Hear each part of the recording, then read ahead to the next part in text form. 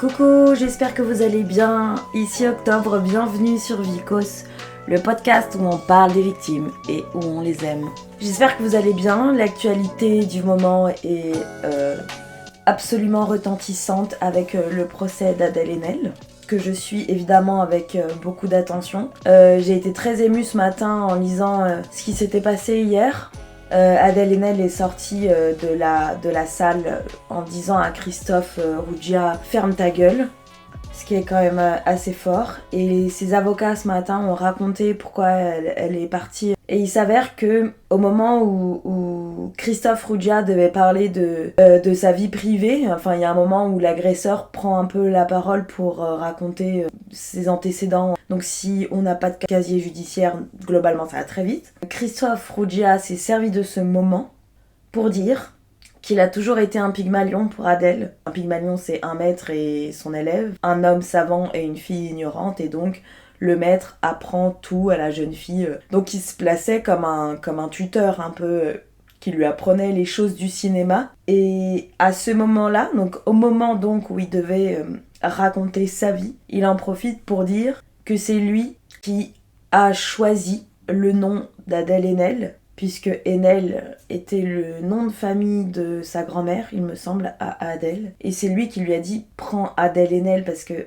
Adèle Haenel, ça fait Adèle H, en référence au film de Truffaut. Donc non seulement, dans ce moment-là, il ramène Adèle, mais en plus, il l'entache. Je sais pas comment dire, il s'approprie son nom, il s'approprie une partie d'elle, il s'approprie une partie de sa vie. C'est très violent.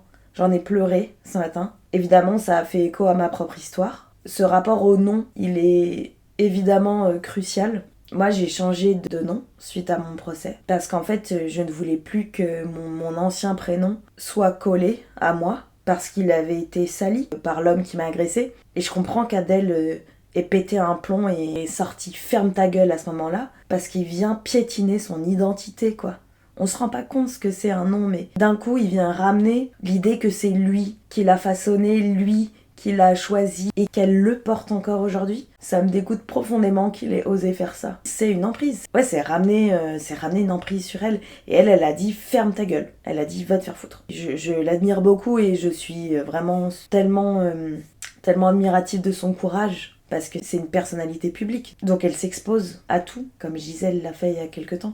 Et donc pour revenir à mon propre nom, j'ai choisi de changer de prénom, en l'occurrence, pour ne plus être reliée à lui. Parce que mon ancien prénom, c'est celui qui figure dans les papiers judiciaires. Enfin, mon nom et le sien sont collés pour l'éternité.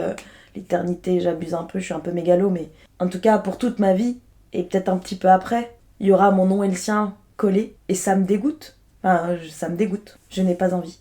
Et changer de prénom, choisir un nouveau prénom, pour moi, ça a été l'opportunité de me donner de la force et de me donner une chance de vivre sans ça, avec moins. Donc c'est quelque chose qui m'a profondément touchée, que ce soit la première chose sur laquelle elle réagisse et qu'elle pète un plomb. J'en ai parlé dans les épisodes précédents, mais je vais le redire et je le redirai à l'infini. Les conséquences d'une agression sexuelle, c'est incommensurable à quel point c'est violent. Et à quel point ça modifie des choses. C'est fou, quand on se fait agresser, les gens ont l'impression que quand on se fait agresser, on capte tout de suite les bouleversements, on capte tout de suite la peine, la douleur, la souffrance. Pas du tout. Vraiment, ça se déroule par étapes. Parce que pendant l'agression, on est là, mais on n'est pas là. Enfin, et pour chacune, c'est différent. Et en même temps, tous ces états se ressemblent un peu. Mais c'est un état, je suis là, je suis pas là. C'est très étrange, je pense que c'est ça le plus difficile à décrire pour les gens, pour qu'ils puissent comprendre, mais ce qui fait que le lendemain de l'agression, tout n'a pas changé d'un coup. La journée d'après, c'est la même. Enfin, on sent pas tout de suite les changements, on les voit pas, et c'est d'ailleurs, j'ai l'impression peut-être ce qui fait qu'on se dise, bah tiens, c'était pas si grave, c'est parce que on voit pas de changement. On a souvent l'impression qu'après une agression, tout va basculer d'un coup. Non, c'est des choses qui prennent du temps et qui se délitent petit à petit, quoi. Dans le dernier épisode, je parlais de la première plainte déposée au commissariat. Sur cet épisode-là, je voulais parler de la deuxième plainte qui a eu lieu à la brigade des mineurs. Donc je redis, quand quelqu'un subit une agression en dessous de ses 15 ans, il doit ou elle doit porter plainte à la brigade des mineurs, même si la plainte est posée 20 ans après, quand la personne est majeure. Donc c'est un matin, Héloïse me réveille, me dit « Go à la brigade des mineurs ». Excusez-moi, il y a Justine Berthiaud qui fait du bruit. Donc on se pointe à la brigade des mineurs, on arrive. Même entrée, même protocole que la première plainte au commissariat. Une entrée type Algeco, est-ce que c'est le bon mot? Non, mais type administration. Petite porte qui s'ouvre en... J'ai pas les mots. Les portes collées, coulissantes. Putain, je sais plus. Bon, voilà. On arrive dans un sas, on nous demande pourquoi on est là, on dit qu'on veut porter plainte, on nous ouvre la porte et rebelote. Une queue, une file d'attente, un petit stickers avec marqué « Ne pas dépasser ». À 1 mètre du comptoir où on entend tout ce qui se passe. On arrive dans la partie du bas qui est un commissariat lambda et en fait à l'étage, c'est l'étage spécialisé de la brigade des mineurs. Donc on explique pourquoi on est là. Même regard interloqué, même gênance où je dois réexpliquer un petit peu bah voilà, je suis là pour une agression d'il y a 15 ans. C'est interloquant quoi, c'est pas encore quelque chose de normal, il faut normaliser d'aller porter plainte en fait 10, 15, 20 ans après. Toujours un petit peu ce moment de flottement où ils sont méfiantes. Ils disent d'accord, on va vous recevoir, attendez dans la salle d'attente. On vient me chercher assez rapidement, mais Héloïse n'est pas autorisée à monter. Héloïse me dit vas-y, je t'attends. Donc je monte. Là, on arrive dans un étage très différent des commissariats que j'ai pu voir jusqu'à présent. C'est des bureaux, côte à côte, avec peu de personnalité, mais sur les murs, il y a beaucoup de dessins d'enfants, il y a beaucoup de coloriages qui sont affichés dans les murs du couloir. On mène dans une salle, on s'assoit, une salle en long plutôt, pas très large. Il s'assoit en face de moi, derrière son ordinateur, moi je suis face à lui. Et là, il commence à me poser des questions. Donc je lui raconte, je sais plus, c'est un peu confus pour moi de raconter ça avec précision. Je sais juste qu'il m'a posé des questions. Très vite, il m'a demandé mon métier. Je lui ai dit que j'étais actrice. Et là, j'ai eu la sensation de tout recommencer du début. C'est-à-dire qu'il m'a dit, je comprends pas, est-ce que t'es là pour faire du buzz? Est-ce que tu mens? Est-ce que tu joues la comédie? Ça paraît fou et en même temps, ça peut paraître aussi légitime. Le problème, c'est que c'est encore l'idée que les femmes peuvent trouver de la notoriété ou du plaisir à faire ce genre de démarche. Pas du tout, je le rappelle encore pour ceux qui pensent que les femmes qui portent plainte et qui font des démarches de ce type sont toutes des menteuses. En France, c'est pas comme les États-Unis, il y a rien à gagner à faire un procès contre quelqu'un, il n'y a pas d'argent. Il n'y a pas d'argent à la clé. Il n'y a pas en fait. Donc on ne peut pas gagner de l'argent, on ne peut pas gagner de la notoriété en faisant un procès. On ne peut pas. Déjà moi j'en ai fait un procès, est-ce que tout le monde me connaît? Non, pas du tout. Il n'y a rien à gagner à faire un procès, ni à porter plainte. Et je tiens ça à l'affirmer et à le réaffirmer. Donc lui me questionne, est-ce que tu veux gagner du buzz? Et ça m'a particulièrement dérouté. Et à partir de là, on a recommencé à zéro l'interrogatoire. On n'avait pas bien avancé, mais disons qu'il était beaucoup plus méfiant. Ça a duré 6 heures, l'interrogatoire, c'était très long. Et j'ai dû tout raconter depuis le début. Et ce qui est très perturbant, c'est tout raconter dans les moindres détails. Et il pose des questions sur tout. Et il n'y a pas de... Jusqu'à présent, quand j'ai raconté mon histoire, j'en ai parlé à Héloïse, qui m'a aidé à porter plainte. On en a reparlé avec Nicolas au téléphone quand je lui ai gueulé dessus. On a dit qu'il y a eu une agression, mais on n'a pas dit quoi exactement. Et j'en avais parlé à mes petits copains pour leur expliquer certaines de mes problématiques. Mais j'allais jamais dans le vif du sujet. C'est-à-dire que j'allais jamais décrire les gestes précis de ce qui s'était passé, l'agression, la nommer, tout. J'avais jamais fait. Et d'un coup, il y a quelqu'un en face de moi qui n'a pas peur de me demander, non seulement qui n'a pas peur, mais qui veut savoir les moindres détails. Qu'est-ce qu'il a fait de ses mains, où il les a placées, s'il y a eu pénétration, si oui, où, comment. Enfin, des choses extrêmement violentes et déroutantes. C'était un moment très particulier, très fort, très violent. Et puis, il me fait raconter l'histoire dans un sens, puis dans un autre. Je pense que c'est aussi une façon de vérifier que je mens pas. J'ai dû donner le nom du village où était la colonie, j'ai dû essayer de décrire la maison. C'est fou parce que mes souvenirs disparaissaient quand j'essayais de les attraper. Plus j'essayais d'être précise possible pour montrer ma bonne foi, pour montrer que je mens pas. Plus j'essayais de me souvenir, plus ça s'échappait. Je me rappelle, à un moment donné, il m'a demandé de décrire la maison. J'étais battue, quoi.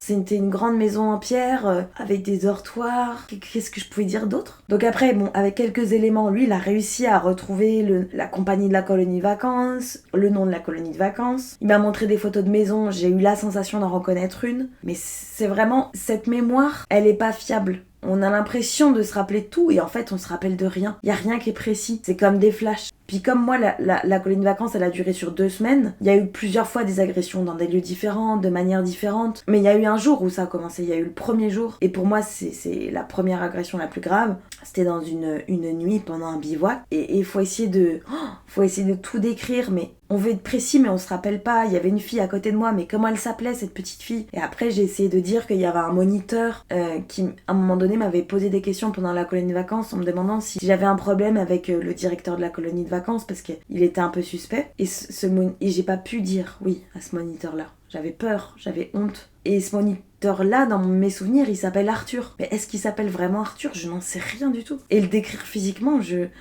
c'est une ombre, quoi. Je me rappelle qu'il était châtain clair, mais son visage, comment le décrire? Et c'est très frustrant, parce qu'on aimerait faire du mieux qu'on peut, pour être cru, et puis aussi pour soi, quoi. Pour avoir un fil logique, conducteur, qui puisse être racontable. Et en fait, c'est que des amas de souvenirs. La temporalité, elle est pas fiable. J'arrive plus à savoir dans quel ordre sont les agressions. Et ce qui fait que parfois je me contredis. Je dis, c'est ça qui s'est passé en premier. Bon, ça je l'ai. Ensuite, il y a eu cette sortie-là. Et il m'a fait ça. Et puis il y a eu cette sortie-là. Puis quand je le raconte, je me dis, non, en fait, c'était pas dans ce sens-là. Et en fait, on est tellement inquiet de se dire que ça, potentiellement, ça peut semer le doute auprès du policier et de l'enquêteur, que ça met dans un état de stress pas possible. Puis surtout, c'était la première fois que je disais des mots. Par exemple, je me rappelle très bien du moment où il m'a demandé de poser des mots plus clairs que agression. Et donc, il a commencé à me donner la définition des mots pour que je puisse dire, ça, c'était un viol, ça, c'était des attouchements, ça. C'est vertigineux. Parce que j'avais encore jamais mis ces mots-là, moi. Et d'un coup, on se dit, mais c'est pas possible. C'est pas possible. Il y a comme une prise de conscience que ça s'est vraiment passé. C'est encore un autre état de choc qui se met en place. Où à la fois, je reconnais qu'il s'est passé tout ça, puis il y a quelqu'un qui me dit, oui, c'est grave. Et à la fois, j'y crois pas du tout. Je me dis, c'est pas possible. C'est pas à moi, pas... non. Et cet état, il rentre en confrontation absolument tout le temps, ces deux états-là. Et ça devient un dilemme, et j'ai l'impression que c'est un dilemme qui demeure toujours chez les victimes. En tout cas, dans toutes les paroles de victimes que j'ai pu écouter ou lire, il y a ces états qui demeurent, ces deux états frictionnels, là. L'état qui dit « oui, il s'est passé ça pour moi », et en même temps, j'y crois pas. Je peux pas y croire. Et c'est pour ça que les femmes qui disent « ça s'est passé pour moi aussi », le mouvement MeToo, les femmes qui écrivent, qui réalisent des films à propos de leur histoire, qui, comme moi, en font des podcasts, qui en parlent, qui chantent sur ça, c'est une façon de se rappeler aussi que oui, elles aussi, non pas pour se victimiser, mais comme pour détruire ce carcan de stupeur et cette emprise que l'agresseur il a sur la petite fille ou sur la femme et qui lui fait croire que tout ça, ça n'a pas existé, ou que tout ça, c'est de sa faute à elle, ou que tout ça, en fait, c'était juste de l'amour, c'était de la tendresse. Il y a tellement de mensonges et tabous autour de tout ça que le revendiquer, c'est politiquement une volonté de reprendre le pouvoir sur sa mémoire, de reprendre le pouvoir sur son corps, de briser l'emprise. C'est pas du tout se victimiser. Se reconnaître en tant que victime, c'est pas se victimiser. J'en parlais dans mon premier épisode, je parlais de l'amalgame entre se victimiser et se reconnaître en tant que victime, qui sont deux gaps excessivement différents. Se reconnaître en tant que victime, c'est déjà dire oui, j'ai été victime d'agression sexuelle, sans pour autant que ça excuse un comportement. Les victimes peuvent se victimiser, c'est pas quelque chose d'antinomique. Je dis pas que les victimes sont pures et innocentes et qu'elles ne se victimisent jamais. Parfois, il nous arrive des choses très, très graves et on l'utilise pour justifier un comportement qui aura pu déranger autrui. En fait, se reconnaître en tant que victime, ça doit pas intervenir dans un moment où quelqu'un nous fait un reproche. Ça doit pas être un argument et une excuse à un comportement. Si on fait du mal à quelqu'un ou si notre comportement pose question à autrui et qu'on vient nous en parler, ça ne doit pas rentrer en ligne de compte en fait. On peut expliquer un comportement, et ça moi je le fais dans mon podcast, j'explique pourquoi j'ai peur dans la rue, pourquoi je peux avoir des comportements d'hypervigilance, pourquoi j'ai encore peur des hommes. J'explique des mécanismes pour essayer de rendre un petit peu public des comportements qui sont secrets et tabous. Mais je me permettrai pas de l'utiliser sur un biais de justification face à un reproche que l'on me fait. Si quelqu'un me dit Octobre, je trouve que t'es vraiment pas social ou sociable, comment dit-on, sociable, Je vais lui dire, ben ouais, c'est vrai que ma batterie sociale, elle est faible et je suis fatiguée. Et quand je suis fatiguée, j'ai du mal à rentrer en interaction. Et peut-être que j'ai du mal à rentrer en interaction parce que j'ai été agressée. Mais ça n'a rien à voir, c'est une conséquence. Donc je peux pas le mettre je peux pas le corréler immédiatement. Je peux parler de mes symptômes et dire, bah ouais, c'est vrai que là, j'aurais pu participer plus. Je fais ma live, je vous ai laissé tout ranger, j'ai rien foutu. Parce que vas-y, j'étais triste ce soir. Et sûrement que j'étais triste ce soir parce que j'ai eu des flashs toute la journée dans ma tête. Mais ça, c'est pas leur problème. Ils ont pas à gérer mes flashs pour moi. Je sais pas si c'est très clair ce que je dis. Pour revenir sur la brigade des mineurs, ce monsieur m'a posé des questions pendant 6 heures et puis il a aussi pris mon téléphone, il a regardé les messages qu'on s'était envoyés avec Nicolas, il les a photocopiés, il a écouté les messages vocaux que Nicolas m'avait laissés. Et puis à un moment donné, j'ai vu dans ses yeux qu'il a décidé de me croire, quoi. Je sais pas comment ça s'est fait, mais à un moment donné, il était à fond derrière moi et puis à la fin de cet interrogatoire, il m'a dit, écoute, je te crois. On va t'aider. La prochaine étape, ça va être la confrontation de ce monsieur parce que nous avons besoin qu'il avoue pour pouvoir aller jusqu'au bout de cette démarche qui va être le procès. Et pour qu'il avoue, on a besoin que vous vous confrontiez tous les deux. Donc dans quelques semaines, on va aller l'interpeller parce qu'évidemment, ils l'ont retrouvé dans leur fichier, ils ont retrouvé son lieu de travail, etc. Et ils m'ont dit, voilà, on va te prévenir quand on va l'interpeller et puis commencera la confrontation. Il m'a dit, est-ce que tu t'en sens prête ? J'ai dit non, oui, je sais plus ce que j'ai dit, mais bon, j'avais pas le choix. Puis je crois que j'avais envie de le faire au fond. Puis il m'a dit, je t'expliquerai tout, comment ça va se passer, en tout cas moi je serai avec toi, il y aura pas de souci. Il était très amical, il était beaucoup plus tendre que la personne que j'avais pu rencontrer au premier commissariat. On voit qu'il y a une formation psychologique quand même. Et puis je lui ai fait confiance aussi, je lui ai fait confiance. Et je sentais que c'était la bonne personne et qu'il pouvait m'aider.